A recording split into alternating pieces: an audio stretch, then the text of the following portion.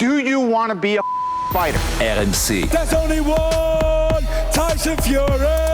Fighters Club. I'd like to take this chance to apologize to absolutely nobody. Alexandre Herbinet. I am the greatest. Bonjour à toutes, bonjour à tous et bienvenue au 278e numéro du RMC Fighter Club. Un RMC Fighter Club qui remonte dans la cage pour vous proposer une interview exceptionnelle et exclusive.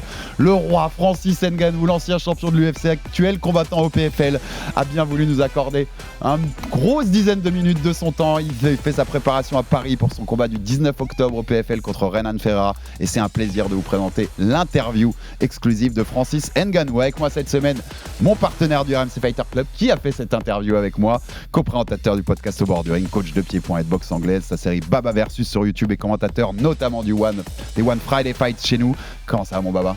Ça va Alex, super. C'est un bel épisode. C'est magnifique, super heureux de l'avoir fait, super content, c'était un vrai honneur et pressé de faire découvrir ça. Voilà, on va vous faire découvrir ça très vite et puis on reprendra la parole après l'interview pour vous faire un mini débrief de cette belle interview avec Francis Ngannou.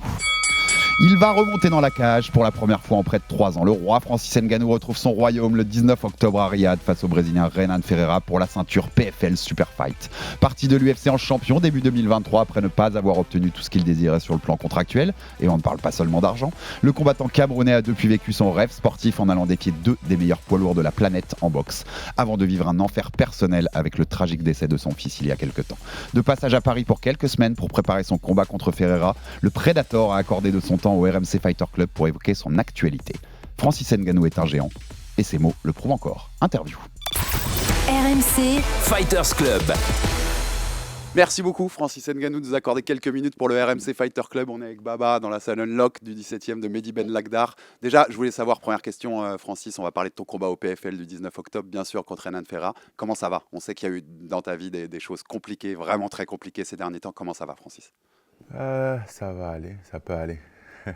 En tout cas, j'ai connu mieux, donc ça va. Est-ce que ça te manquait, le MMA ? On sait que tu as fait le passage par la boxe anglaise, le combat contre Tyson Fury, celui contre Anthony Joshua, qui étaient tes rêves, on va en reparler, mais est-ce que ça te manquait de remonter dans la cage ?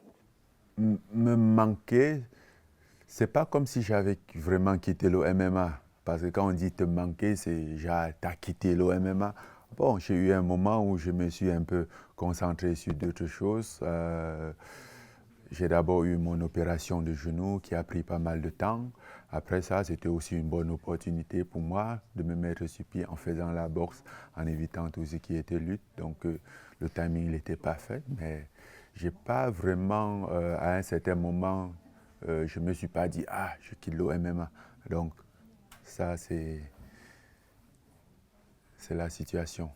Il faut qu'on soit clair dessus. J'ai jamais quitté le MMA. D'accord. Non, c'est intéressant ce que tu dis parce que justement, on se pose la question en tant qu'athlète, en tant qu'ancien combattant ou en tant que coach même, parce que c'est une transition malgré tout. On passe d'un sport avec ses qualités propres, hein, un sport qui d'ailleurs qui est plusieurs sports en un, n'est-ce pas ? Et on passe au noble art, évidemment, avec une période d'entraînement différente, une façon de se préparer différente. Et comment on va parler de l'avant ces 2 combats-là, avant les 2 combats en anglaise que tu as fait. Tu t'es préparé en tant que combattant de MMA qui allait faire un combat de boxe anglaise, ou est-ce que tu dis non, là je me mets vraiment dans la peau du boxeur et le MMA on verra après ? Non, c'était un combat de boxe. J'avais un boxeur en face et les règles du combat étaient boxe. Voilà, c'était boxe uniquement. Donc je dois me préparer pour la boxe. Sinon, je vais me retrouver dans le ring et peut-être lancer des takedowns.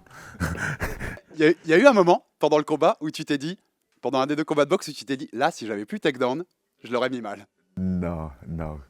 Au fait, on arrive quand même à faire la différence. Je pense que ça part déjà du fait que même lors des entraînements du MMA, il peut arriver que ce soit ton partenaire qui soit blessé ou qui soit pas confortable dans une position et automatiquement, tu imprimes cette information et tu t'adaptes et tu n'as plus de problème par la suite. Même si tu fais 20 minutes avec lui, tu sais tu ne vas pas aller au sol. Même si les autres à côté, ils font du MMA, tu sais, avec lui, on fait soit que le pied-point, soit que la boxe. Et là, tu n'as aucun problème. Il n'y a pas de moment où tu fais le takedown et tu dis « Ah, pardon, je m'excuse ». Non, tu as déjà... Pour rester sur la boxe, Francis, c'était ton rêve. Tu l'as toujours dit, c'était le rêve de gamin que tu avais de faire un grand combat de boxe contre les meilleurs boxeurs de la planète. Qu'est-ce que tu as ressenti ? Il se passe quoi dans ta tête quand tu mets Tyson Fury down ? Quand tu mets un knockdown à Tyson Fury, le champion du monde des poids lourds ? Bah, disons que sur le coup même, tu ne penses pas à c'était quoi ton rêve. Tu es dans le combat, tu vois. C'est la réaction directe de ce qui se passe. Et je pense que la seule chose qui m'est traversé l'esprit, c'était lui qui me mettait la pression après m'avoir dit au début du combat qu'il va m'amener à l'école. Non, c'est bien. Moi, c'est la question que je vais avoir par rapport à ça, parce que du coup, il y a eu évidemment énormément de gens qui ont douté de toi. Là, le monde entier, je pense, hein, quasiment tous ceux qui connaissaient un petit peu les sports de combat et qui connaissaient un peu l'anglaise étaient persuadés que tu pourrais gagner aucun round, encore moins l'envoyer au tapis, voire même peut-être même pas le toucher. Est-ce que tu as eu, pendant le combat ou juste après le combat, il y a ce sentiment, j'ai pas envie de dire sentiment de revanche parce que je sais que c'est pas trop ton état d'esprit, mais ce sentiment de validation pour dire, bon, vous voyez quand même, moi je vous avais dit que je pourrais le faire et je l'ai fait. Non, parce que je n'avais pas pris ces remarques-là en considération. Tu vois, encore une fois de plus, je pense que c'est là où l'expérience de ma vie entre en jeu. Tout ce que j'ai pu faire dans ma vie, c'est le même scénario. On doute toujours de moi, il ne peut pas. Et moi, ça ne me dérange pas. J'arrive à m'isoler, tu vois, à entrer dans ma bulle et à me concentrer sur ce que je fais et dire j'y vais, je donne ce que je peux. Après, peu importe le résultat, mais je dois être sûr de mon côté d'avoir tout fait, tu vois. Et c'était pareil sur le combat. Les gens, ils ont beau dire des trucs, mais moi, je ne trouve pas ça raisonnable parce que même si j'ai à combattre quelqu'un qui n'a jamais fait de sport de combat, je fais toujours attention. Tu vois, je sors là, il y a un mec dans la rue qui avance brusquement sur moi. Je fais 2 pas en retrait pour dire, mais qu'est-ce qu'il a? Qu'est-ce qu'il prépare? Tu vois, c'est quoi ses atouts? Il est avec qui, au fait? Sur quoi il compte? Tu vois, il y a tant de choses parce qu'il représente un danger, il représente un risque. Et avoir quelqu'un quand même qui a une expérience de sport de combat, même si ce n'était pas la boxe principalement, pour dire oui, mais il n'a aucune chance. Je dis, mais t'es malade, toi. Faut laisser ta mâchoire là et tu verras si j'ai aucune chance. Ça reste un combat, t'as bien raison, Francis. On te reverra dans le ring? Ouais. Avant la fin? Ouais. Ouais, ça c'est sûr. C'est... Et est-ce que tu peux nous confirmer, parce que c'est tout ce qui a tourné? Non, je ne sais pas quand, où, mais oui. Tu le referas. Et tu peux nous confirmer, en 2 combats de boxe, t'as plus gagné que dans toute ta carrière en MMA? En termes de bourse? Il ne m'a pas fallu 2 combats. Un seul suffisait. Et d'ailleurs, même, je pense qu'à partir du moment où j'avais refusé le contrat ou les contrats que l'UFC m'ont proposé, c'est vrai, ça a mis un peu de temps, ce qui a réduit ma bourse et a réduit ce que j'ai gagné dans ma carrière avant cette période. Donc, ce qui fait qu'à partir de ce moment, tous les contrats qui devaient s'offrir à moi devaient automatiquement m'offrir tout ce que j'avais déjà gagné en MMA, et que ce soit le PFL ou la boxe. Donc ça, il n'y avait pas de débat. On va reparler du PFL samedi 19 octobre, ce sera à Riyad en Arabie Saoudite, ce super fight, les PFL super fight contre Renan Ferreira, le Brésilien. 4 victoires, il reste sur 4 victoires par finition. Avant, il n'a jamais vu le 3e round dans ces 4 victoires. C'est un combat qui t'excite, Renan Ferreira? Ouais, après, pas parce que c'est 4 victoires. Ça, les 4 victoires, moi, j'en ai déjà vu. J'ai déjà vu les Invincibles. Moi-même, j'ai eu plus que 4 victoires avant la limite et tout ça. Et à un certain moment, la réalité nous rattrape. Tu vois, c'est le sport, c'est comme ça. Et il y a toujours quelque chose, quelque part, qui va nous dépasser. Et je pense que j'ai ces choses-là. D'accord. Renan, justement, c'est quelqu'un qui te retrouve un peu dans la position où tu as pu être il y a pas mal d'années maintenant.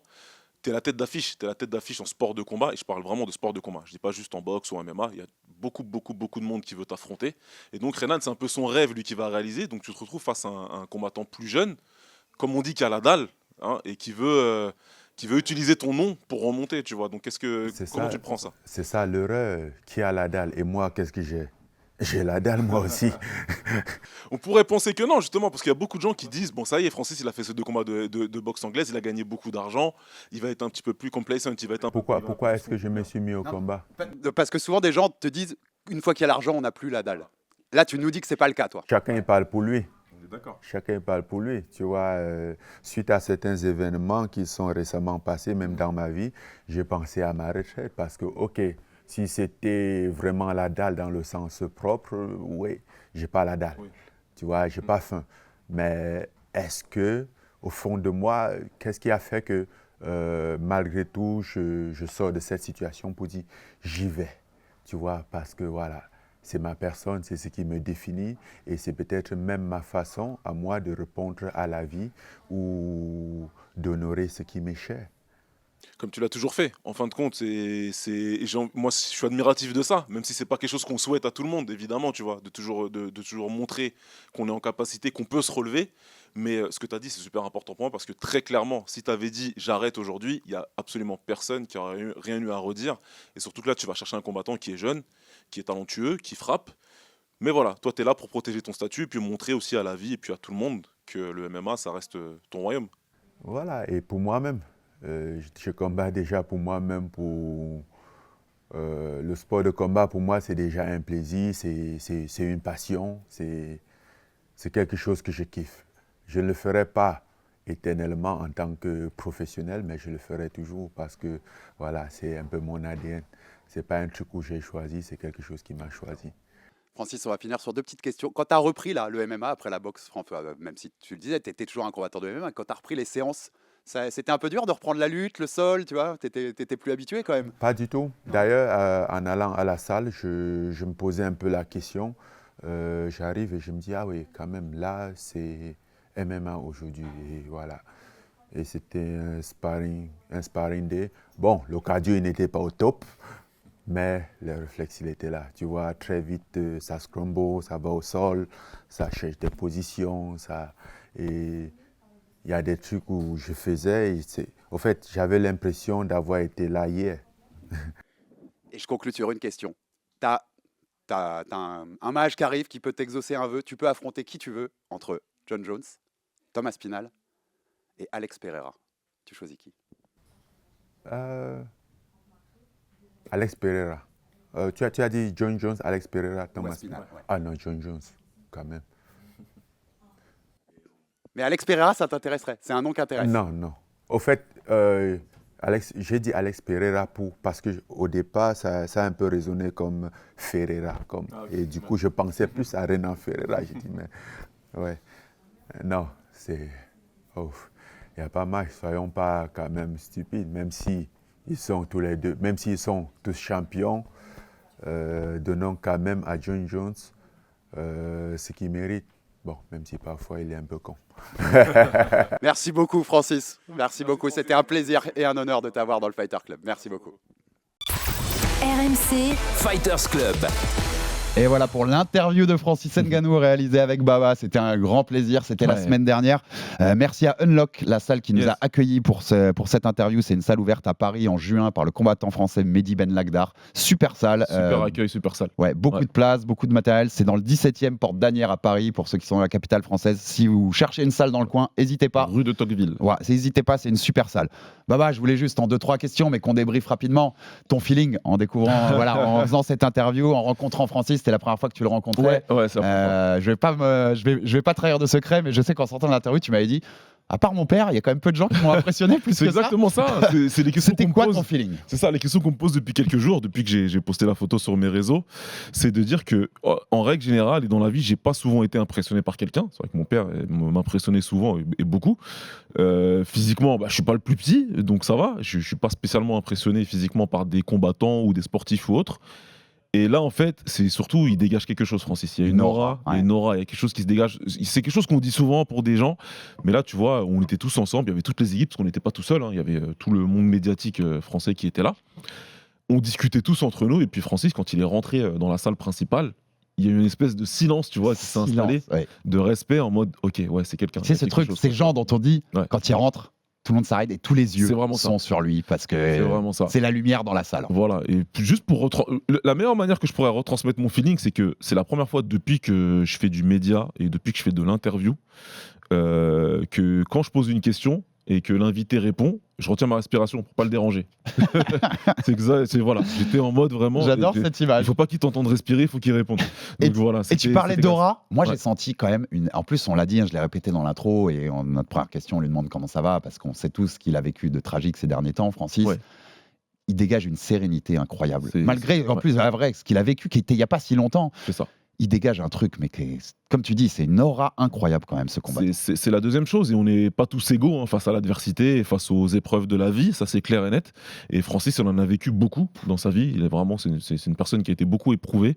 Et tu vois, il est là, plein d'humilité, plein de sérénité. Tu vois, juste avant qu'on commence, tu lui parles des fois où il est venu dans le podcast. Il y a plein d'autres personnes qui auraient fait oui, bon bah ok. Et lui, il a cherché quand même pendant 2 minutes. On l'a presque dérangé quand on commence parce qu'il voulait absolument se rappeler de quand il avait échangé avec toi. C'était important pour lui en termes de respect. Et tu vois, je pense que ça dit beaucoup de la personne.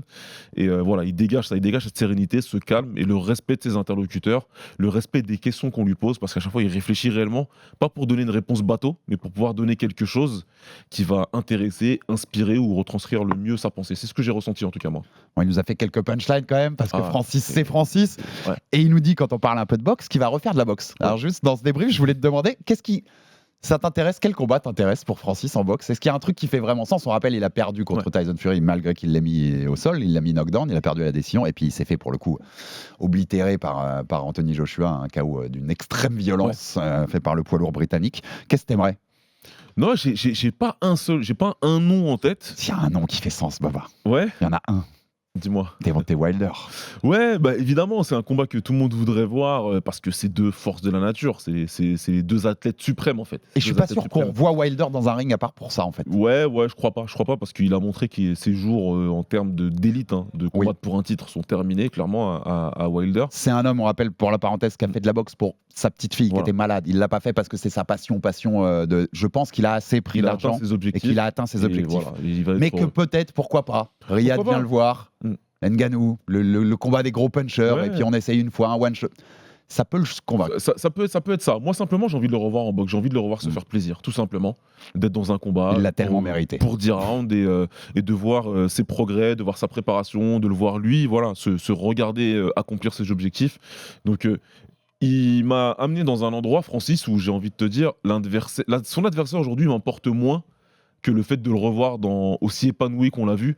Que ce soit dans la victoire comme dans la défaite. Il n'a pas gagné contre Fury, mais pour nous, il avait gagné. C'est un beau lapsus, tu vois, révélateur. Dans ces deux cas, moi, j'ai vu une personne qui était content de faire ce qu'il fait. Moi, pour lui, j'ai envie de le refaire encore une fois. Ouais.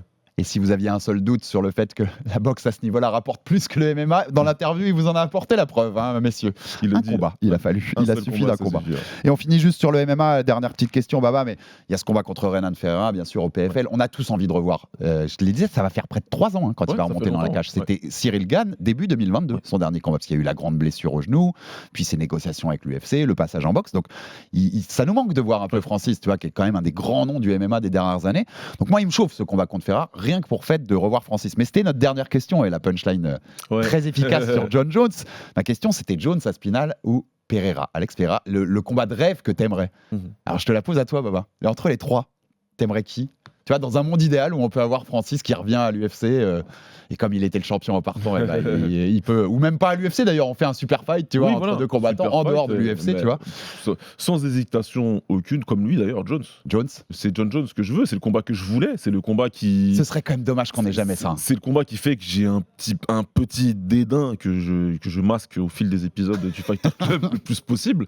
Je respecte énormément la carrière de John Jones, mais voilà, ce combat aurait dû se faire. Ce combat aurait dû se faire. C'est une hérésie qu'on l'ait pas eu. Vraiment. Pour moi, c'est pas normal qu'on l'ait pas eu. Donc, si tu me donnes le choix, je veux voir ce combat, évidemment.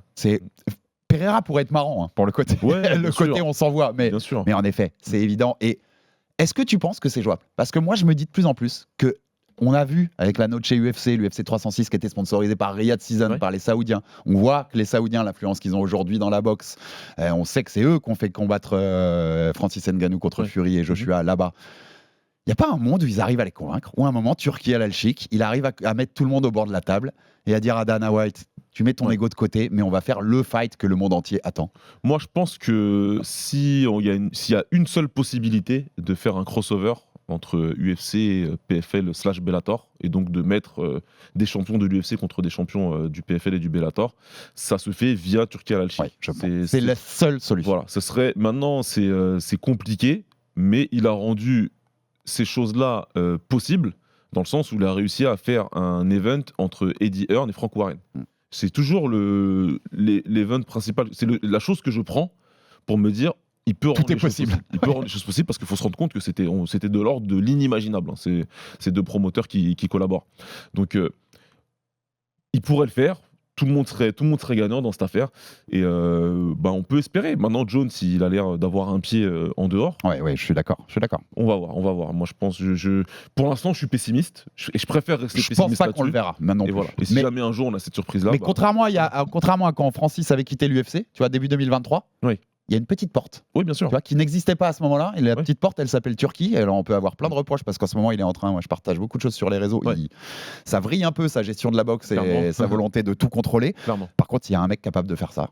Ouais, voilà. Il n'y a que lui. Il peut faire un event Il n'y a comme que ça. lui. Et comme il existe, qu'il est là et qu'il a un pied dans les deux mondes, la porte est ouverte. Contrairement à il y a quelques mois. Donc, Au moins, il y a une petite ouverture en tout cas. Ouais.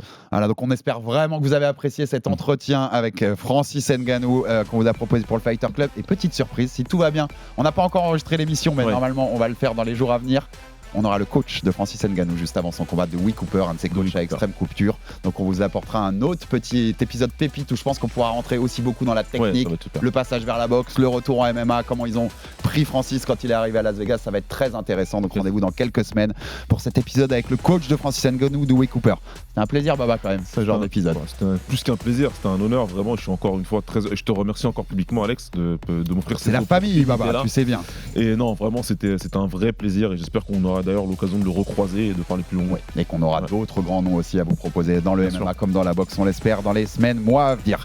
Merci beaucoup, abonnez-vous sur toutes les plateformes pour rater aucun épisode du RMC Fighter Club. Envoyez-vous de la force, des commentaires, des pouces bleus, ça fait toujours avancer le bousin. Et à très vite pour un nouveau numéro du Fighter Club. Salut mon Baba. Salut tout le monde, salut Alex. RMC Fighters Club.